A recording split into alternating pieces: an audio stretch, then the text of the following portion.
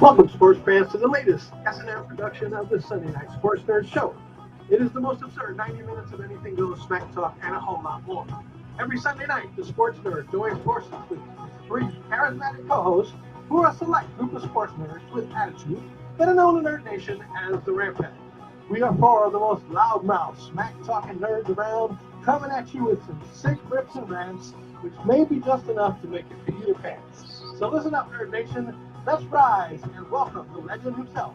He is the founder, he is the host, and he is the star of the Sports Nerd Show. Coming to you live, straight out of Lakeland, Florida, Scott, the Sports Nerd Right.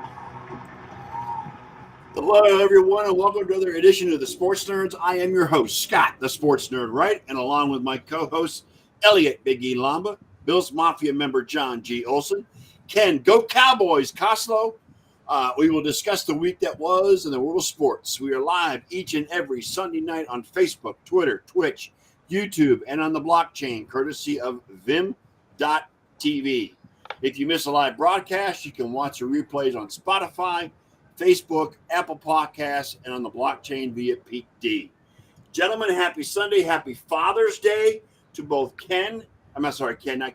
John and Elliot. Happy Father's Day, gentlemen. Glad to see you. Ken's a father to us all. Yeah, Ken's our dad. So, I mean, it is what it is. Yeah, he's our den dad. Yes. The father of the Three Stooges. Yes. And welcome, everybody. Thanks, Anthony, man. good to see you, buddy. Anthony joining us from Twitch, our one and only Twitch member that watches the show on a religious basis. I'm very happy to Did see you have a good birthday, Anthony? I hope you had a good birthday. A lot went on this week, guys. Congratulations, first of all, to both the Denver Nuggets and the Las Vegas Golden Knights in winning their respective championships. Convincingly. What's that? Convincingly, by the way. Convincingly, yes. Both. I think both series went 4-1, if I'm not mistaken. Yeah, no, I mean, but seriously, convincingly, because the only game I think that the Heat won, they won by 3 points. Yeah. But they got bashed in every other game except the last one, which was pretty close. Yeah. But what the Vegas Golden Knights did to Florida Should be illegal. That was almost an assault. Assault and battery. And somebody should have been arrested. Right. That was an all-out assault in that game 5. Actually, the whole series, 21-7, they got outscored Florida in the Vegas games. Yep. And the only game they won was the Kachuk time with 2 minutes to go. Yeah. And then they won in overtime in game 3.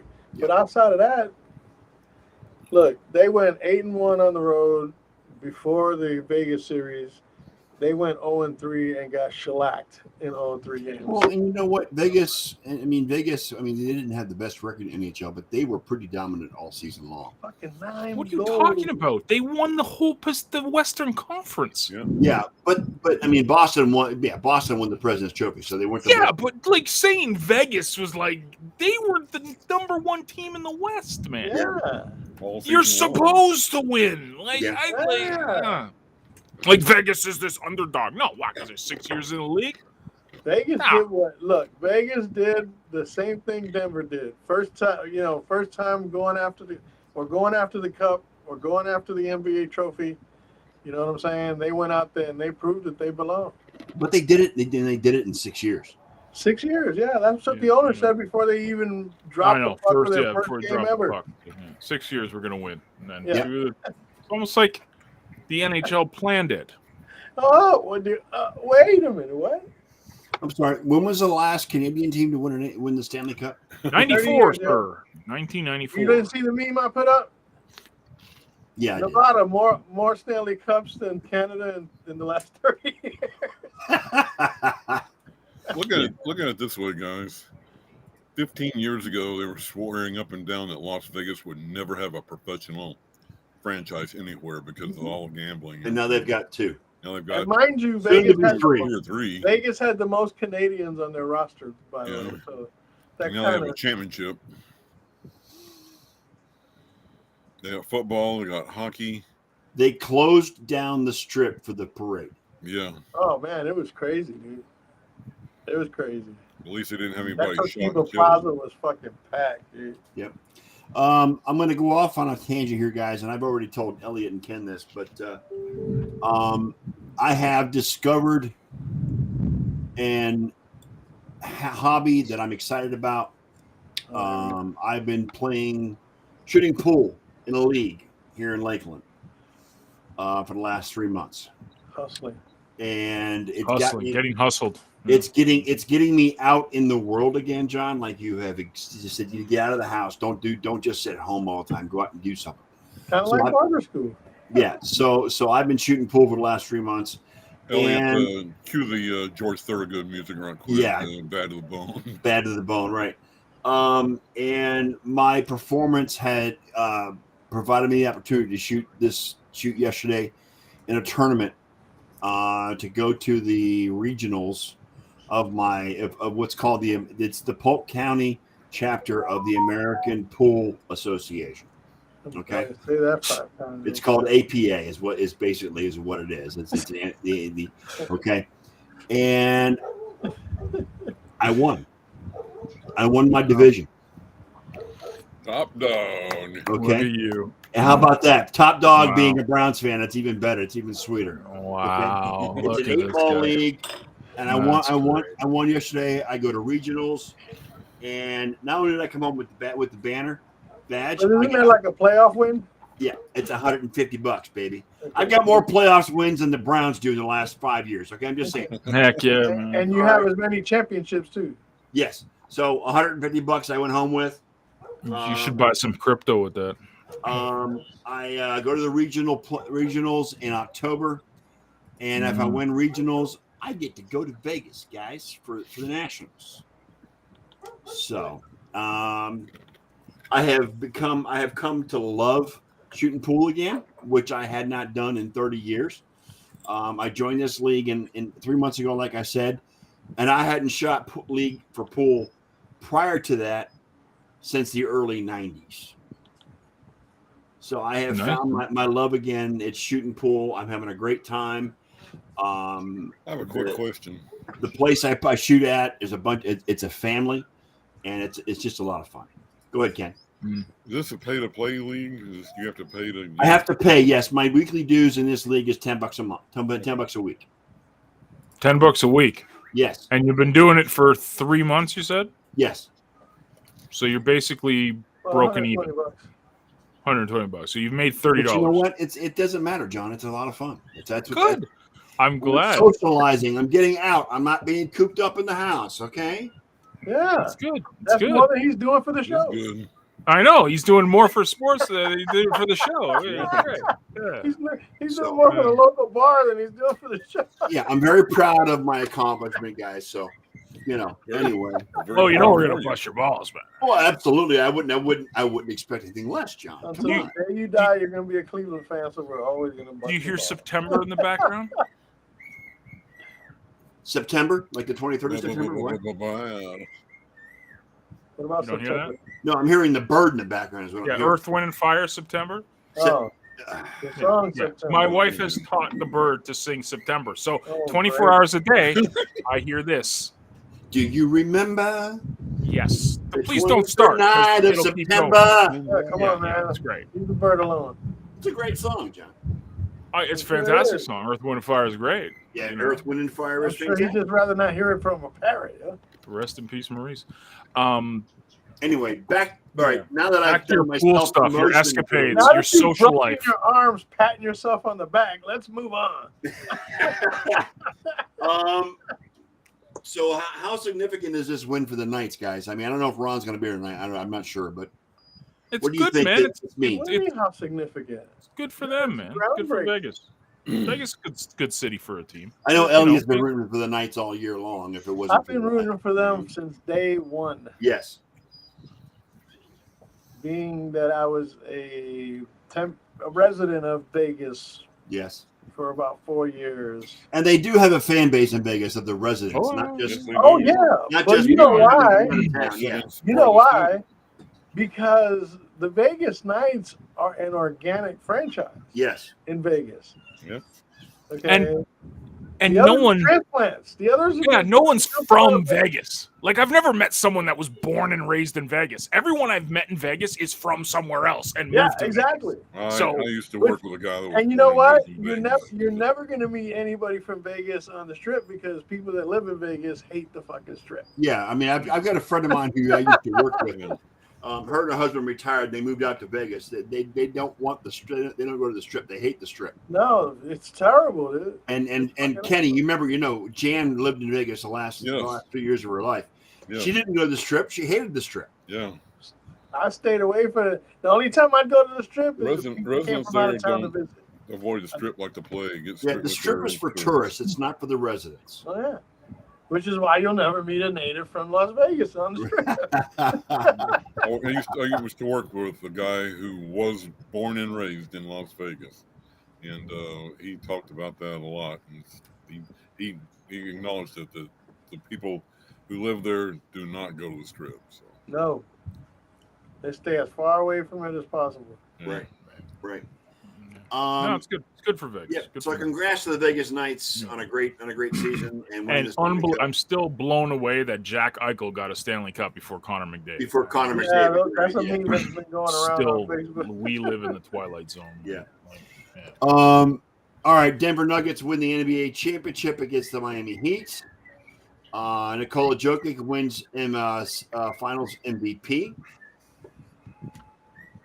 I've heard a lot of talk about Jokic being in the discussion of top 5 to top 10. Yeah, I brought it up last week, and I was shut down by all you guys. And I'm sorry, guys. I am still of the opinion that he has not broken that. Yeah, he's 27. Like, give him end of his career. If he wins another championship or maybe even 2 more championships, then we can talk about him being in that top 10. Okay, so let's but there's so many other great centers in the history of the NBA. Come on. Let's slow down on the Jokic hype. Yes. Okay? Because, yes, he's 2 MVPs, got a championship. Yeah. 3 seasons. That's a small sample size. Right. Okay. For when you talk about guys like, let me just read this small list of people who are better, I believe, than Jokic. Wilt Chamberlain. Yep. Bill Russell. Yes. Kareem. Yes. Shaq. Absolutely. Hakeem. Yes. George Mikan back in the day. Mm-hmm. He was huge. David Robinson. Yes. Moses Malone. No. Come on, John. David Robinson? David Robinson's no. Jokic is going to be better. He's going to be better. Jokic is going to be better. Jokic is going to be. Not currently, but going to be. Well, dude, like you're saying, when David Robinson was 27, were you saying he was just as good as Bill Russell? Or are you saying no? David Robinson. When the Spurs went on their run in the 2000s, I mean, they won. How many championships they win in the 2000s? Like 3 or 4?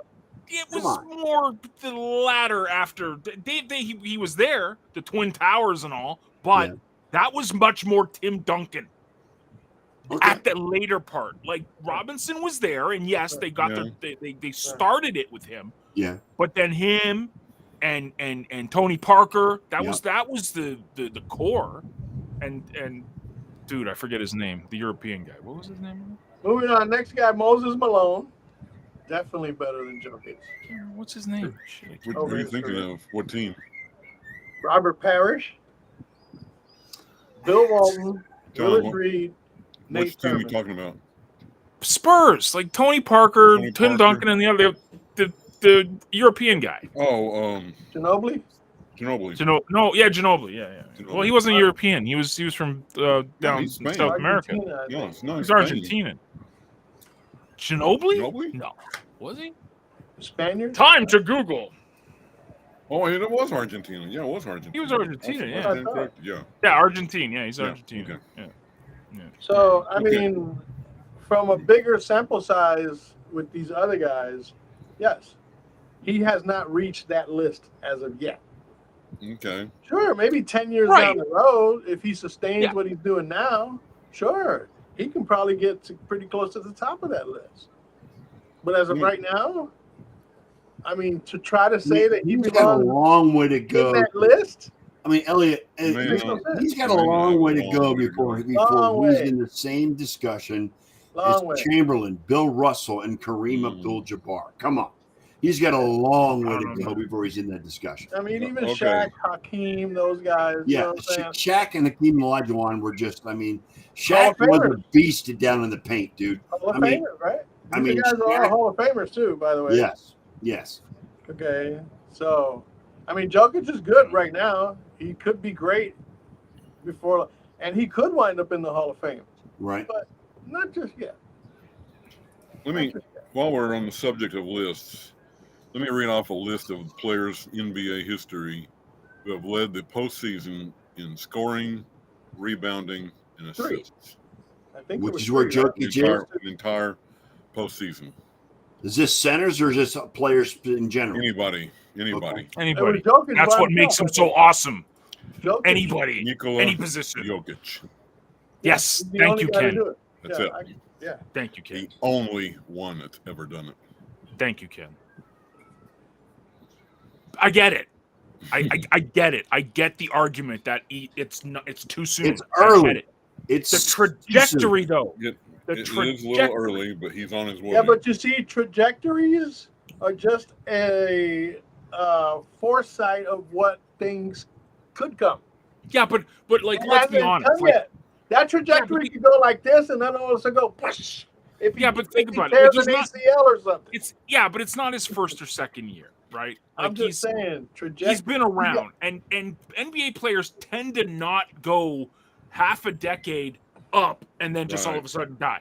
Well, Like, they're usually continue to get better and better and better. He's got way too much time left to prove. Well, and not only that, but you got to also realize, guys, that Denver is not exactly in the spotlight like the Lakers and the Warriors and the Knicks and you know. Put the him in big LA. team. Yeah. And He's really the next I Shaq. don't know. I don't know if that has really as big of an impact as you might think. Oh, I think it does, Elliot, to be honest, because it's. Well, I mean, now they know who Denver is. Now they know who Jokic is because he was on a national stage and showed out. But the Nuggets don't exactly get national exposure during the regular season. They might start now. It's possible. Okay, they're NBA champions. Those usually, I mean, that usually gets you a ticket to primetime television. You know what I'm saying? And gets you known. Like I said, give it time. What I like most most about this is the fact that two of the last three NBA champions have been the Milwaukee Bucks and the Denver Nuggets. Small market teams, Small right, market Ken? teams. Yeah. So they're coming. Well, you also go back to Cleveland in 2016, which is a small market team as well. So a lot of it has to do with coaching as well. Trying to remember. Thank you guys for not calling Toronto a small market. I appreciate that. It's a major. Oh, it's a massive market. I know. I'm not going to go there. Yeah, you're right, John. It is a massive market. But NBA circles, because it's the only Canadian team, they're like, it's like this. Yeah, but they're third behind the Leafs and the Jays in that market, though. I mean, No. They're in front of the Jays. Really? And the demographics has changed in Toronto. The Leafs are like Leafs are king, and they United. always will be king in Toronto. They are. But the Raptors, I went to a game when I was there the championship season. I saw Kawhi live. If you ever get a chance to see Kawhi live, do it. He plays it's amazing seeing Kawhi live because he plays so slow but methodically. Like, it's not like this fast like doing crossovers with the Clippers this year. Yeah. He lulls you to sleep. You know? Yeah. He lulls you to sleep. Yeah, and seeing him live, watching how he played was amazing. But anyways, but his season with the Clippers this year was not great, John. Well, this is where I think Clippers haven't been great. we're going to transition, man. We're going to transition into this Bradley Beal thing in a second because Yes. this is my pet peeve of all pet peeves. Toronto was set up to potentially, not for sure, but potentially be a force year in and year out in the East for years to come if Kawhi were to re-sign. And then what I wanted for years, Bradley Beal in Toronto. Well, That was always my thing. He's going What's to that, Phoenix sir? now. He's going to Well, now Phoenix. he's in Phoenix. He's in Phoenix, but I'm saying, like, Yeah, he just if Kawhi would have re-signed, they played the year after Kawhi and still won 60 games. They were there, man. They were there. And the management they pissed it away, and they should have anyways.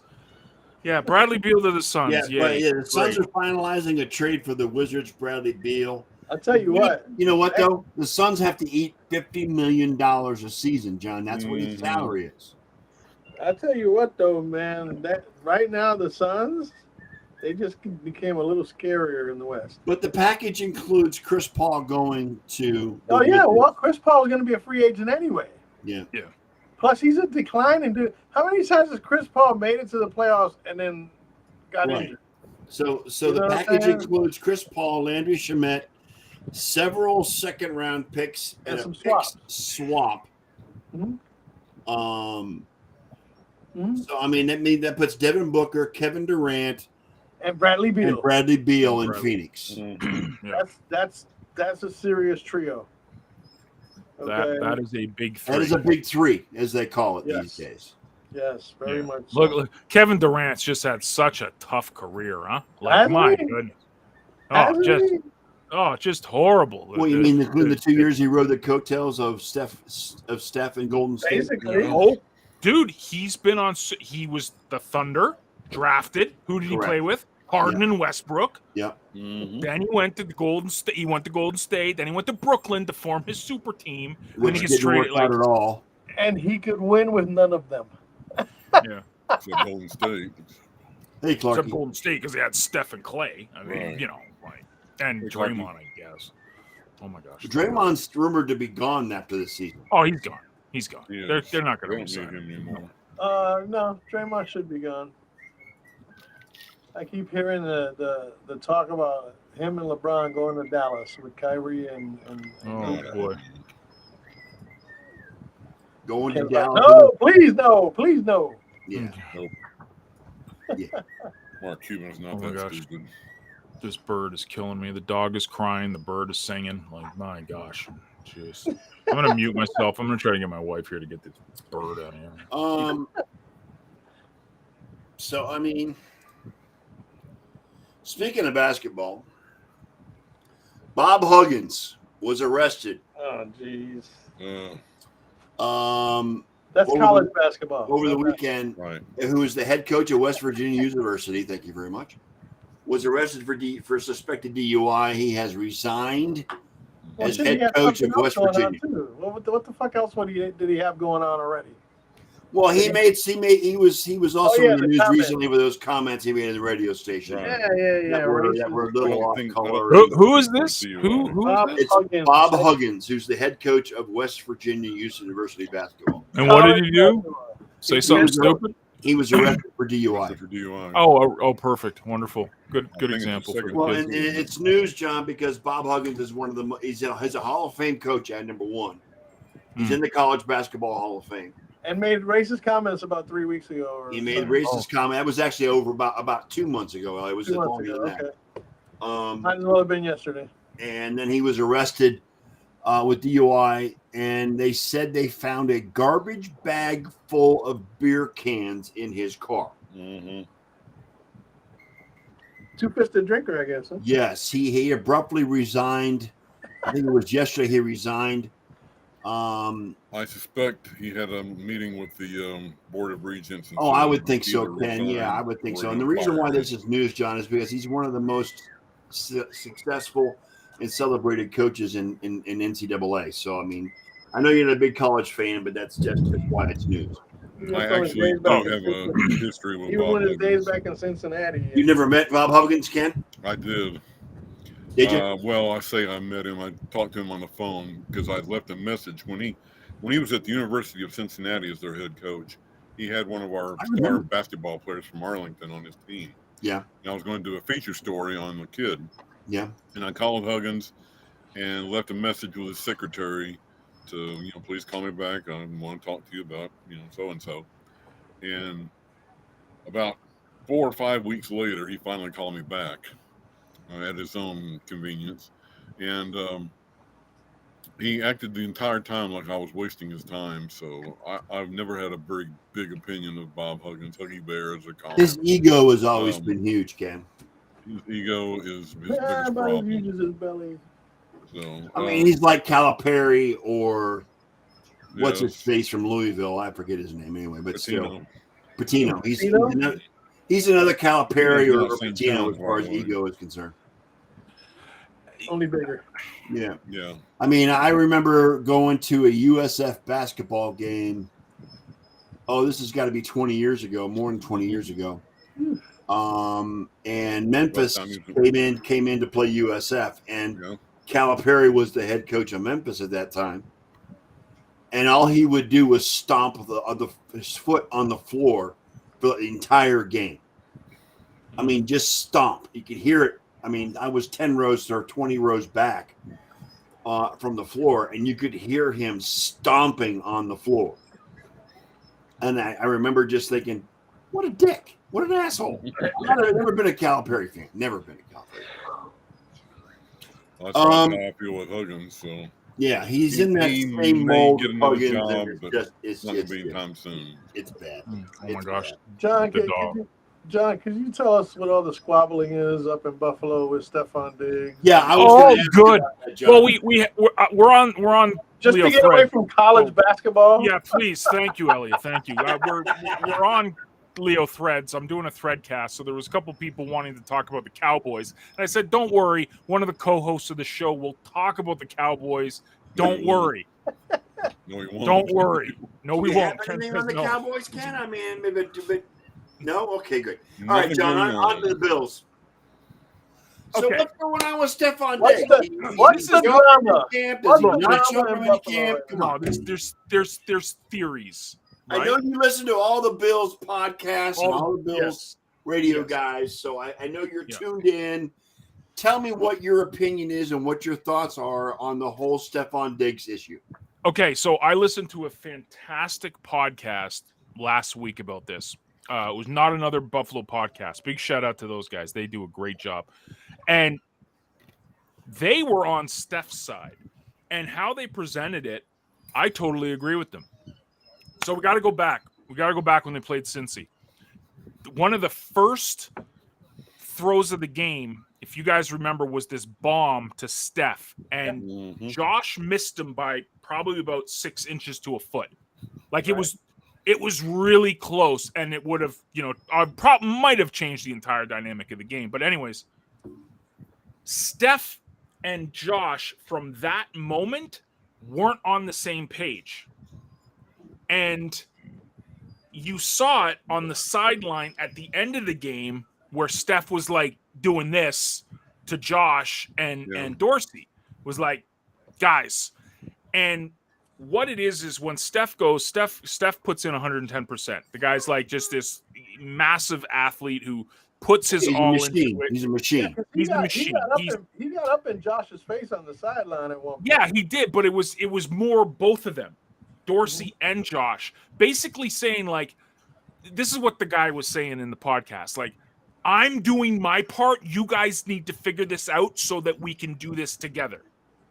Josh, McDermott, they never addressed that. The entire offseason. And it stewed. So the problem, this is all speculation because no one says anything. But McDermott and Josh brushed it off like it was nothing.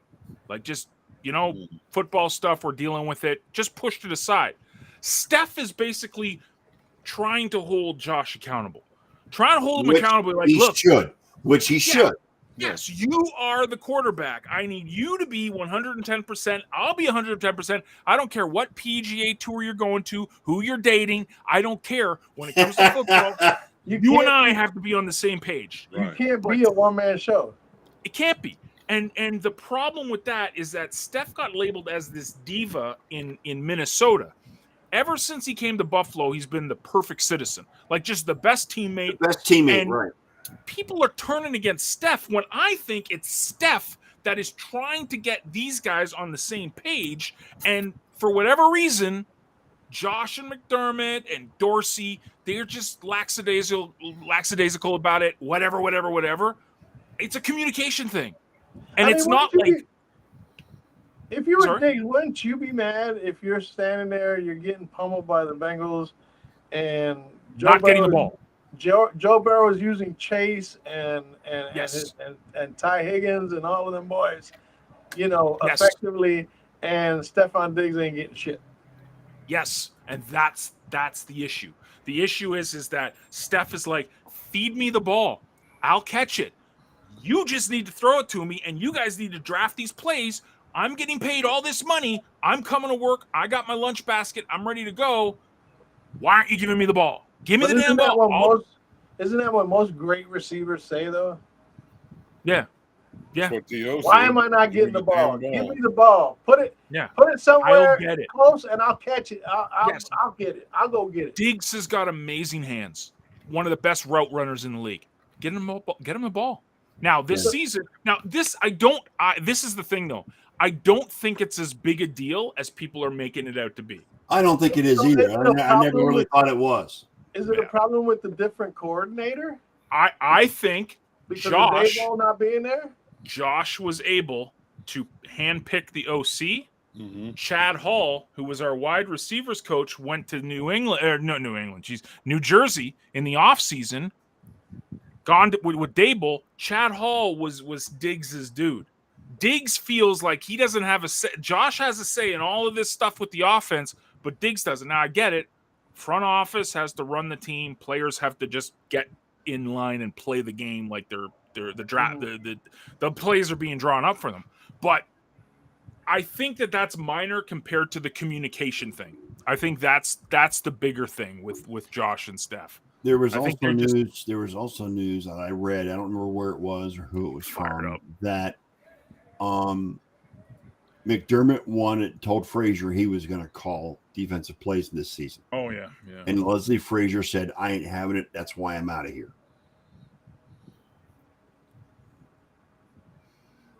So that's I heard that as well.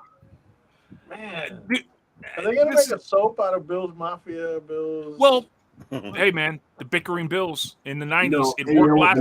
The Madden curse is already in effect. Yeah, it's already there. It's already starting. There you go. It's already reaping its weary head. It's showing up already. Yeah, because there's turmoil in Buffalo. This is apparently it was McDermott who did the 13-second call. It wasn't Frazier. That's what the rumor is. So McDermott took over the defensive play calling for the 13 seconds left in the Kansas City game. Yeah. And that is a problem because now McDermott has complete control of the defense.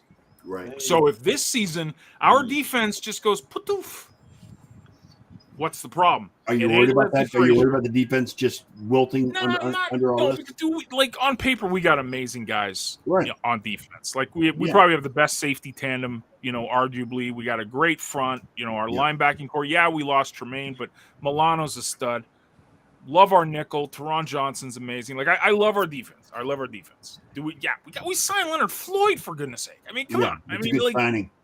Great signing, but I'm more worried about Steph and Josh, not their relationship, because they'll hash it out. Those guys being on the same page. Being on the same page, but getting Ken Dorsey, the offensive coordinator, locked in and together being a cohesive unit. Well, could it be because of Dorsey not being Dayball making a difference? I think so. And it's Ken's, that's his first year play calling. Yeah. Right? I mean, that's his first year, and to expect a guy, even with the talent that was around him, to be able to, to be the next, second coming of offensive play callers, you can't expect that. So I think it's a maturing, and he's a young guy, man. Like Ken Dorsey's not an old dude, so they all relate. They're the, age is not a problem. It's not. It's just they all need to get on the same page. Yeah. I mean, until. Should be until something changes. Yeah. The Chiefs are still the class of the AFC. The Bills need to get their shit together, John. I'm just saying. Well, this is Taskmaster in the thread says Bills are going to finish third in the division. New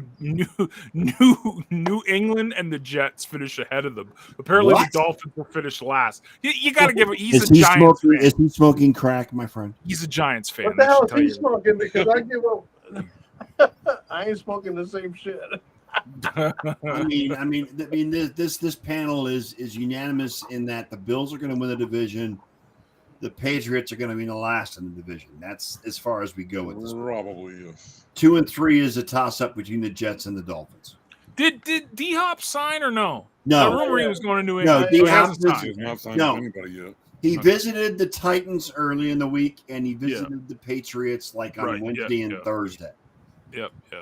As far as I know, he has not been here. As far as what I can I can understand from what I've seen between ESPN and NFL Network, the visit with the Titans went much better than the visit with the Patriots. Yeah. Okay. Right now, those are the only two teams making news about DeAndre Hopkins. We don't know, and nothing's been announced as far as whether or not he's going to make any other visits. So, apparently, just for the record, the Browns are out of the running. They have no interest. They don't want him. He's not going to happen. Yeah. It's the Chiefs, the Browns, and the Bills apparently are all out. Yes. Which is the three teams he should probably go to, one of them, If he wants to win a ring, yeah, absolutely. He wants to, but they say that, but they really want the money, right? I mean, what was Dalvin Cook saying? He wanted to get like $15 million a season or something like that? He wanted to go where he was appreciated. That's the point. Running backs are not getting $15 million a year anymore. They're lucky to get 10.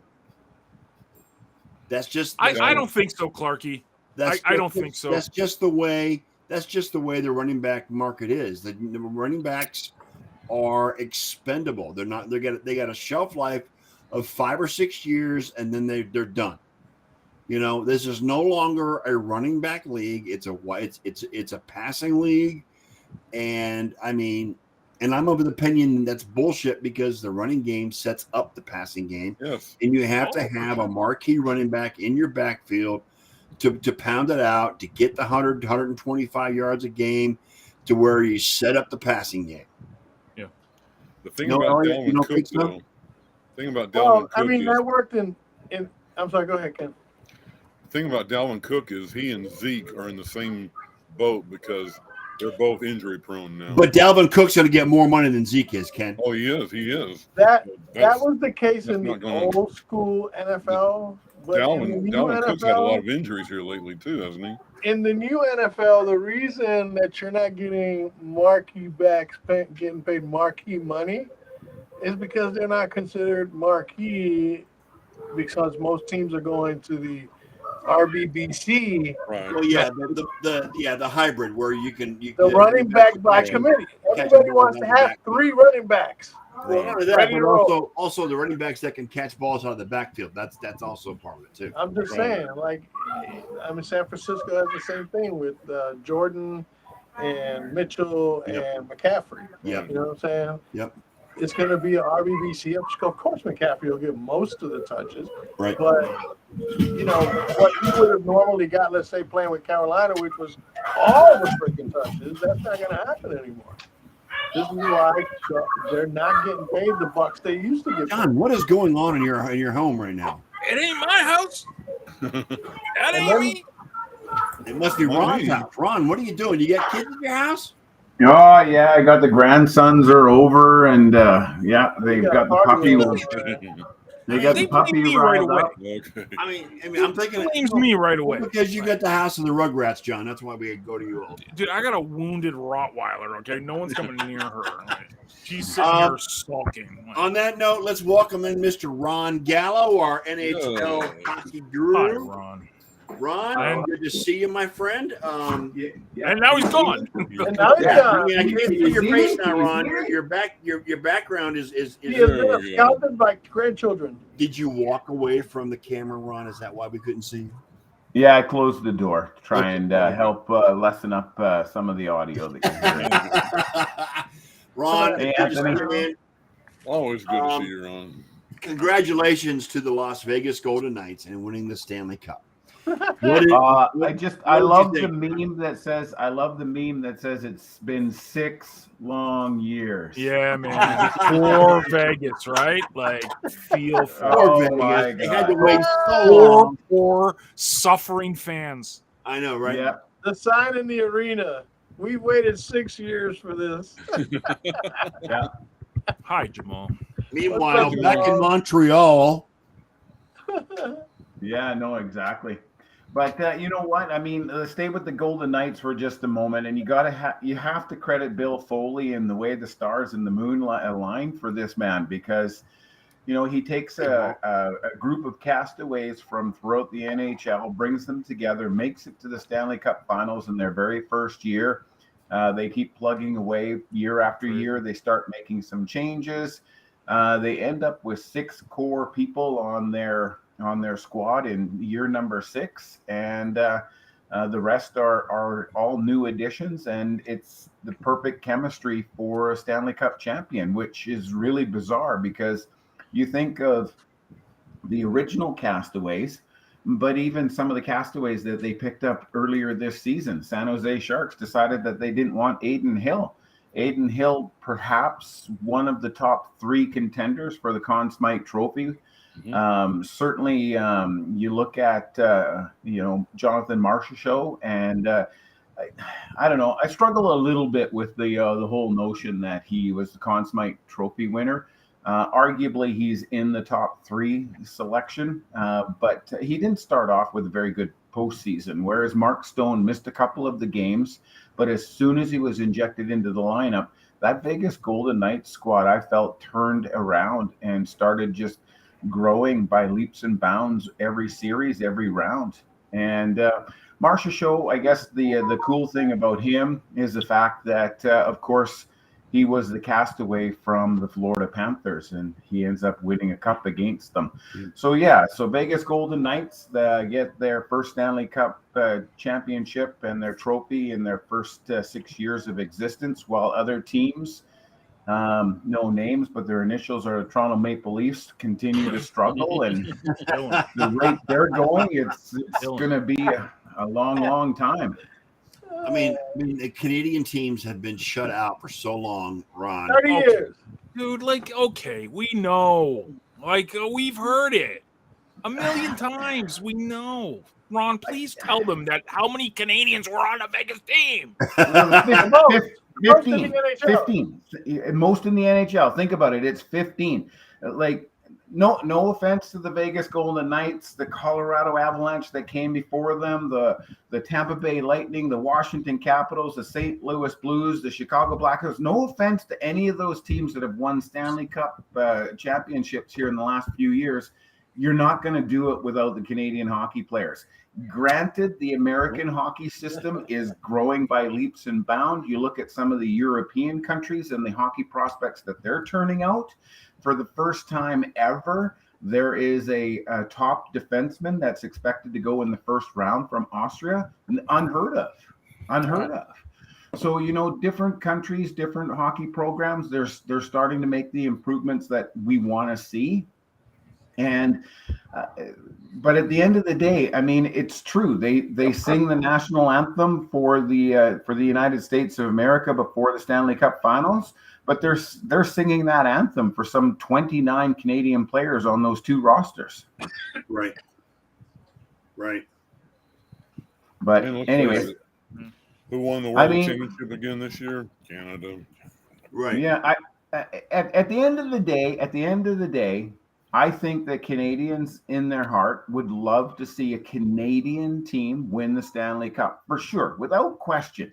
Right. Without question. But for the good of the sport, we're okay.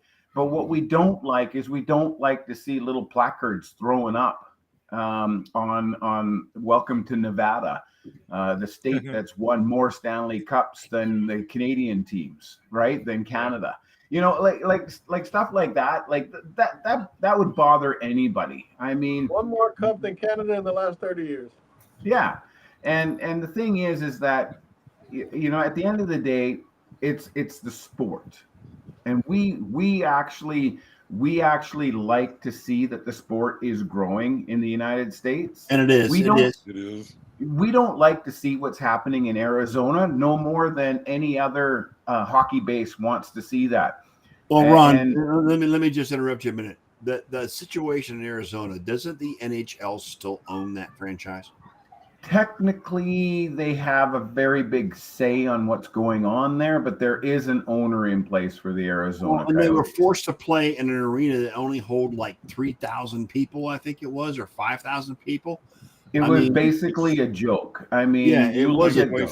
Same place that Arizona State's playing, isn't it? Yeah, I mean, and Phoenix doesn't want them. That's where they played for the last few years. They don't want him. No, truly nobody does. And I mean, it's unfortunate. They keep getting shuffled around and shuffled around. And I don't have all the details, but they're going to get shuffled around again in a couple of years. Right. And there's a few cities around the country and even in Canada that maybe make a home for them. I mean, we missed the Quebec Nordiques, but is it feasible for Quebec to get another team with all the other teams around Quebec? No. There's a lot of teams out east. Without question, there's a lot of teams out east. I mean, and even does Houston want them? And that's another question. I mean, Houston could be a possibility. Kansas City is also a possibility, from what I heard. There's definitely interest out there. I mean, you think about the Ottawa Senators, and the Ottawa Senators had at one time, they had 5 prospective buyers for that team. It whittled down to 3, then it was down to 2, and then the last one just bowed out, and that allows Snoop Dogg to become the new owner of the Ottawa Senators. Well, they're going to be happy. That's all I can tell you, because they're always going to be constantly happy. They'll have high spirits. Was it high that he was spirits. the most ever paid for an NHL team, though, right? Yeah. It was huge amounts, and they're already talking about moving them into a new arena that they plan on building that's closer to downtown. Which would be great for the city. Yeah. Well, it's great for the city, but the actual region that's called Canada, it's not going to be good for them. I mean, that's basically a suburb of Ottawa. Yeah, but John, you said time and time again, nobody likes Ottawa, right? Well, no, now they got they've got fans now. But what my beef was back in the day was how all of a sudden all these guys were either Habs fans or Leafs fans, and then all of a sudden they say they hate the teams. It's like, no, guys, it's like you can't hate a team just because your city got a team now. You were cheering the team your whole life. So Ottawa's whatever. The only team I would not cheer for if they're in the Stanley Cup Finals, Ron, is Calgary. Every other team, even Ottawa, I would say go win your cup. That's fine. John, nobody likes Calgary. Nobody does. No. And I know nobody does because I used to go to games there, and all of the seats were half empty back in the early 2000s. Yeah, no, they really were. Yeah. At one time, the Ottawa Senators looked like what the Arizona Coyotes look like today. Yeah, they did. Yeah. But going back to your question, what is the absolute most viable Canadian city to put an NHL franchise into? It is Quebec City. It is Quebec City, yeah. I mean, there's arguments for all other locations, but you've got to go. You have to look at where the demographic is. You have to look at where the population base that's going to draw in the season tickets, and it's Quebec City. You could try something like Halifax or something that's out in the Maritimes, but the problem is that it's a winter sport. You're not going to get the fan base that you should get. But we said that about the Vegas Golden Knights. We said that 7 years ago. We were all skeptical about the NHL putting a team in Vegas. We were all skeptical about it, yes. Well, because we all talked about a transient fan base. Like the people that were coming in, nobody would be cheering for Vegas. They'd be cheering for the team that the Vegas Golden Knights were playing because they'd have more fans. they've proven us wrong on that aspect. And so maybe an NHL team in Halifax could do the same thing. But right now, Quebec City, hands down, best choice for a Canadian-based NHL franchise. American, there is a strong argument for Houston, but you start getting a little bit weak. Kansas City. Yes, because I mean they did have Houston. I don't think Houston even has a minor league team anymore, do they? Yeah, they still do. Yeah, I never heard. I think Kansas City makes the most sense. Like geographically, Houston plugs right in, but Kansas City, you think about it, the only competition they have is the Chiefs or the Royals. And the Royals, but it's a different season, right? I mean, right. all of it, like when you think of Houston, you've got every major sports franchise there. Basketball, baseball, and football. Yes, right. Kansas City's got the Chiefs, the Royals too. But I mean, this may sound bizarre, but in the wintertime in Kansas City, their biggest rival would be the University of Kansas basketball team, because that's all they talk about in the winter. Yeah, but they're not in Kansas City, Ken. No, they're not in Kansas anymore. Not far from it. They're in the suburbs. Yes, Lawrence. I guess what I want to say is you look at franchises, major league franchises, and major league franchise cities, and many if not all. Well, no, that's where I'm going with this. I can think of one that doesn't have, but NFL, NBA, and NHL. Those three franchises, MLB in there as well because they do, year-round sports. But St. Louis misses an NBA team for that arena, so they miss out on a lot of revenue. Well, they also miss the Rams too. I mean, they've got the capacity to be an NFL city as well. Right. I mean, the Rams were successful when they were in St. Louis. Okay. So you look at Houston. Houston is really only missing the NHL team. They have the baseball, they have the football, and they have the NBA. Yeah, well, Ken's the Texas expert here. Yeah. And Ken, what is your reasoning behind where you don't think Houston can support an NHL team? I don't. Like I said, I mean, it was surprising to me to hear that they've still got a minor league franchise because we never hear anything about it. Right. We never hear anything about it anywhere around the other parts of the state. Yeah. Well, I think I don't know what kind of a fan base they have. I mean, if you're referring to American Hockey League, I'll correct myself if you're referring to American Hockey League because the Houston Astros have been gone for a while. Or sorry, the Houston Aeros. Houston Aeros, have been gone for a while. That was their only. They were in the WHA, and when the WHA folded, that was it for Houston. They may have had a minor league team a little bit after that, but we never heard anything about it. I don't think it's in the Central Hockey League. Yes. So they do have the Junior Aeros, which is obviously it's a feeder, right? I mean, it's a feeder into the system, right? And then I'm not sure about an NCAA school and whether they have a hockey program. No, they do not.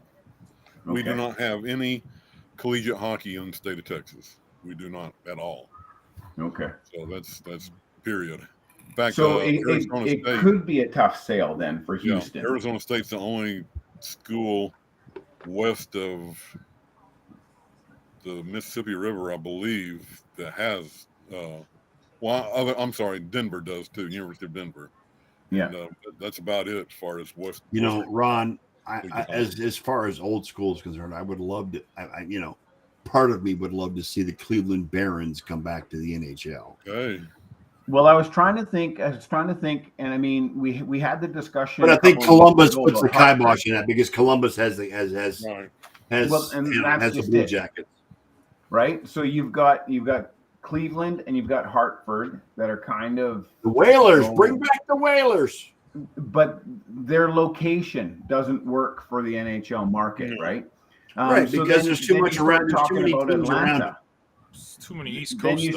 Then you start talking about Atlanta, and you're like, well, why would you give Atlanta another opportunity to bring in a team and fail? When you got the Hurricanes just down the road, so I don't know why you would do that.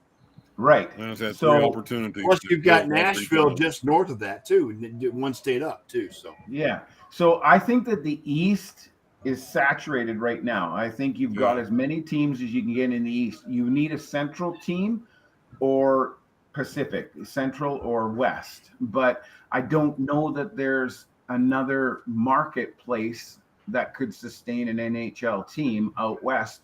I am surprised Seattle is doing as good as they did because, of course, we saw what happened with their major league teams. Yep. NBA couldn't survive there, and I mean that's a little you bit know what? Though? surprising. Seattle would love to have the Supersonics back. Absolutely. I know they would. I know Yes. that they would. And now that the Kraken are there, I think there's a strong argument in play to bring back an NBA team, Supersonics or other, Yeah. to Seattle. But then where would you place another team? And that's what makes it really difficult. So if you do place a team in Quebec, Detroit ends up coming back into the Western Conference. Oh, and Detroit belongs in the West, Ron. We've Yeah. talked about this many times on this show. Yeah. Detroit belongs in the West. Why? 100%. Tradition, Why? John. Tradition. Tradition? The rivalry is The Norris division forever, man. It wasn't the Western. It was they were in the Western Conference for most of their Well, there was the Wales and the Campbell Conference, not East and Yes. West. well, still. Oh, here goes the bird again. Awesome. Yeah. But anyways, it's just kind of interesting because I mean, at what point of where do you say you have enough NHL teams? Is it 32? Is it 33? Is it 34? I mean, at the end of the day, what we're really discussing is, does Arizona belong in the state of Arizona, or No. do they need to be moved somewhere? And I think we can all agree that we need to find a new place for the Arizona Coyotes to call We home. do. I mean, again, whether it be Houston, whether it be Kansas City, whether it be Quebec City, they got to go somewhere else where they're going to get a better. They're going to get a better fan base. once upon a time I suggested possibility of Milwaukee, but then I got shut down because they said no one will ever. They can't compete with the University of Wisconsin. Milwaukee. Yeah. Milwaukee. Yeah, I don't know. I mean, John Olson with the Wayne's World reference. Swing. So answer this quick question then. We all know that college football and even college basketball is huge. Yes. So in states, in cities that have a very strong collegiate program, how do the major league teams in that same sport fare? Do they lose if they go head to head on the same night as a game that's being played collegiately as well as professionally? It depends on what season you're talking about. Yeah. Okay. College basketball is king in, I want to say, college basketball is king in the ACC with Duke in North Carolina. Okay. It is also king in the Big 12 with Kansas. Okay. And maybe possibly the Pac-12 with UCLA and those guys. But remember, SC and UCLA are moving to the Big Ten Right. The Big Ten, for years. believe it or not, the Big Ten is not huge on basketball. It's a football conference. Okay. Okay. So football Yeah, and hockey would UCLA have- is good. Yeah, but the UCLA program, are they going basketball in the Big Ten as well, or just Yes, just that's football? all across the board. Across the board. Across the board. That's so weird. NHL would have to fight against not just collegiate hockey, but they would have to fight against collegiate basketball and football. And that's Yeah. well, football and the hockey season. They there's coincide. very, very Ron. little They over- coincide. there's- The beginning of the season coincides with the NFL season. So yeah. No, I understand that. I do understand that. But what I'm trying to say is that when the season heats up in the American market, it's not until after Christmas. Right. The American market It's for actually hockey- after It's hockey, yes. Basketball yes, too. with hockey, it's after the Super Bowl. After- You are after correct. the Super Yes. Bowl. Yeah.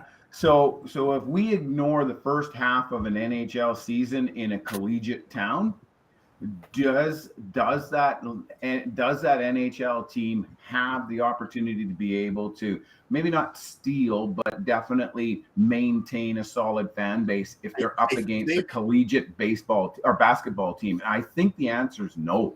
And again, I go back to this. The most viable cities, in my opinion, for an NHL franchise is Kansas City or Quebec City. Right.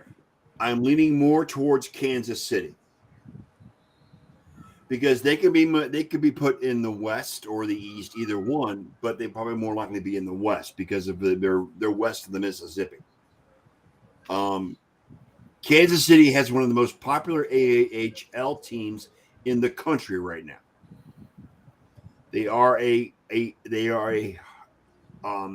hotbed and in need of. They love their hockey in Kansas City. You may not hear it in the press, you may not hear it, but they do love hockey in Kansas City. They love it. And the Coyotes, being partially owned by the NHL, they need to get out of the South, out of the desert. They need to get out of there because nobody likes hockey in Arizona. I'm sorry, nobody likes hockey in Arizona.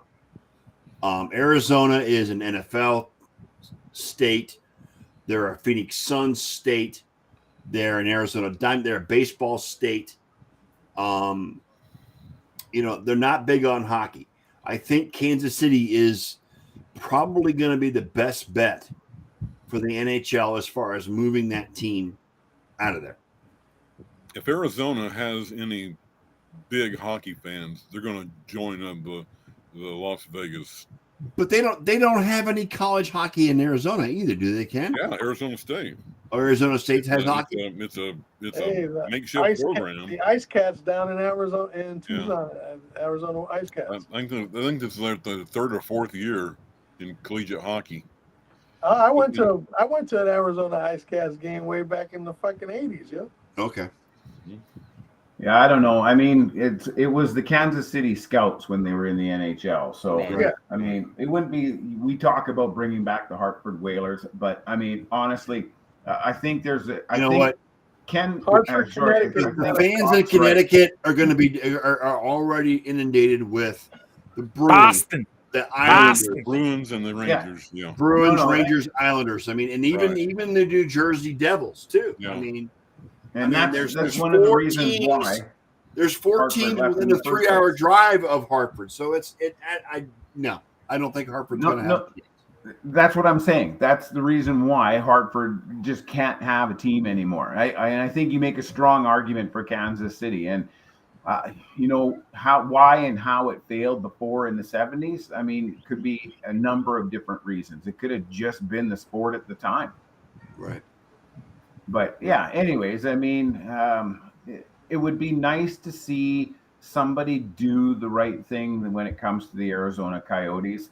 And that is, we have to stop the bleeding. I mean, it's one thing to be able to have parity payments going to the Arizona Coyotes to keep them alive and well, because they don't have a fan base. They don't have a home. They don't have the revenue sources that other teams in the NHL have. But at the same token, you've got to be able to make sure that teams that are placed in an American market have the ability to be able to be successful. Mm. And right now, that's just not the case in Arizona. It's been proven. They tried to put Wayne Gretzky in there. That just about tarnished Wayne Gretzky's reputation by having him in Arizona. Exactly.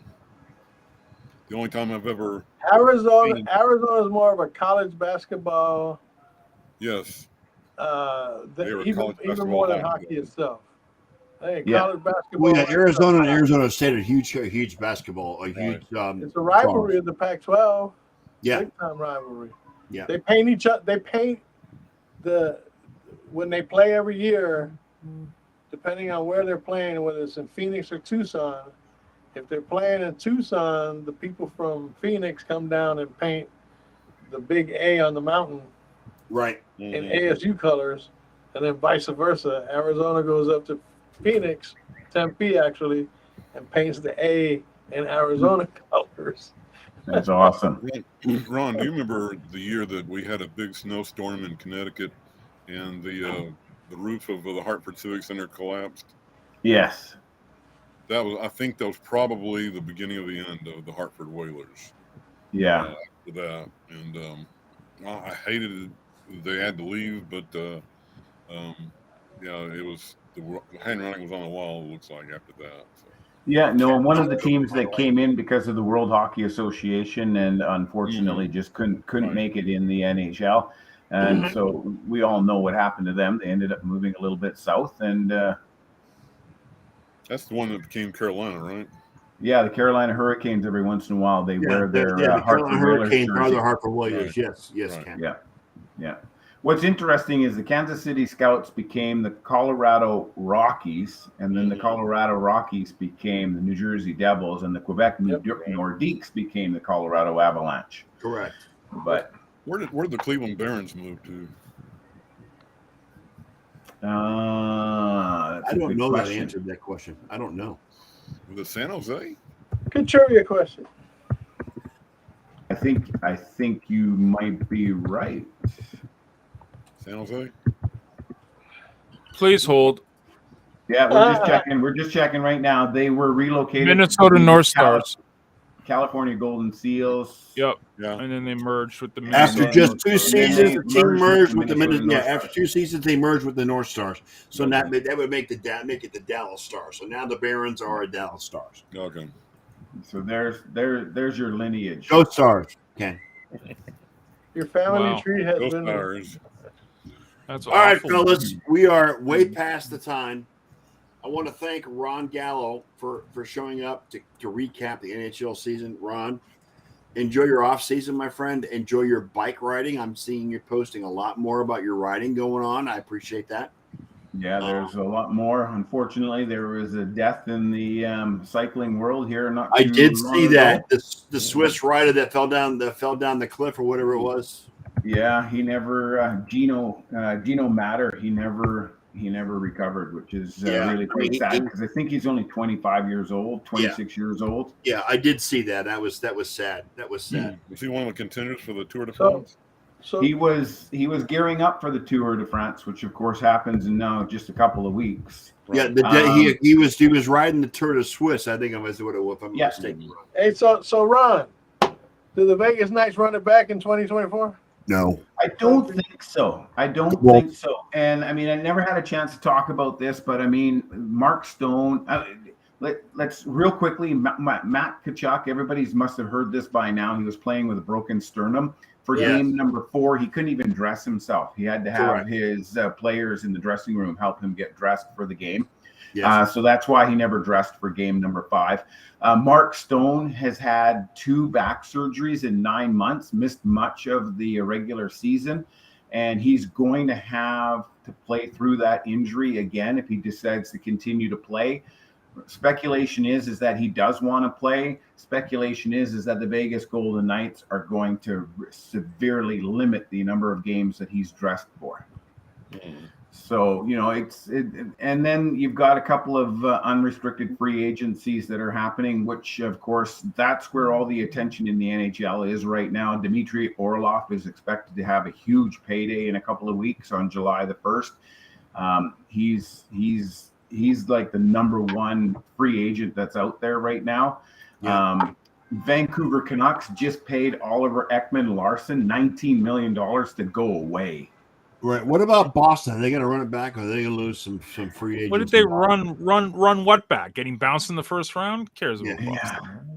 No, the Boston Bruins they're going to have some key losses, and we'll see what they do to fill those holes.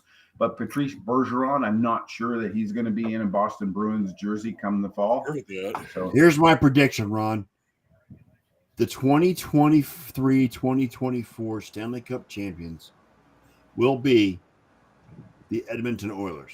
Hey! Opa!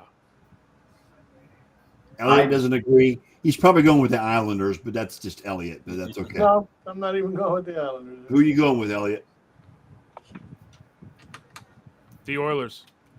It won't be Toronto. Yeah, it's not going to be Toronto. It's not going to be Toronto. It's not going to be Calgary. Okay. It's not going to be any Canadian teams. Let's put it that way. Well, right now, John, What's John, going on, Elliot? the number moves up to 31. Yeah, there you go. All right. So, yeah, like Scott's been trying to say, we're overtime. All right. I want to thank Ron Gallo again for being here this week. Ron, thank you for your time during the playoffs. We love having you on the show. I guess we'll see you next season, sir. Yeah, or, maybe like Or I said, before you drop in and say hi. drop in and talk about free agency, we can do that too. That's not a problem, or whatever going on. And the NHL entry draft is coming up on June 26th. Yeah, and when Eric Carlson signs with the Oilers. There is that too, yes. I guess we won't be seeing him for a while. No, All right, so on behalf of my wonderful co-hosts and my really good friends, Mr. Ken Costello, Mr. Elliot Big E Lamba, and John G. Olson, I want to thank everyone who showed up to the live show, and I want to thank everyone for watching and listening on the recordings. We are the Sports Nerds. We are here every Sunday night at 7:30 p.m. We will be back again next Sunday at 7:30 p.m. Until then, have a great week. Enjoy what sports there are. We got the U.S. Open going on tonight, the final round, and baseball. That's it. That's all we got. So, other than that, have a great week. And Elliot, please play the outro.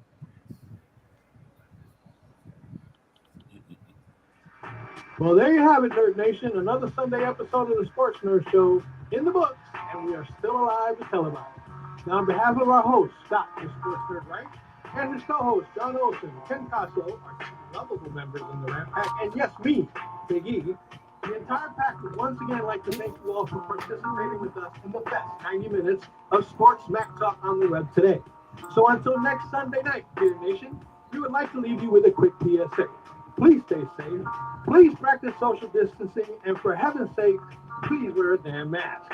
You all just got hit with a pack rant from the Ram Pack, and with that, fellas, we are out.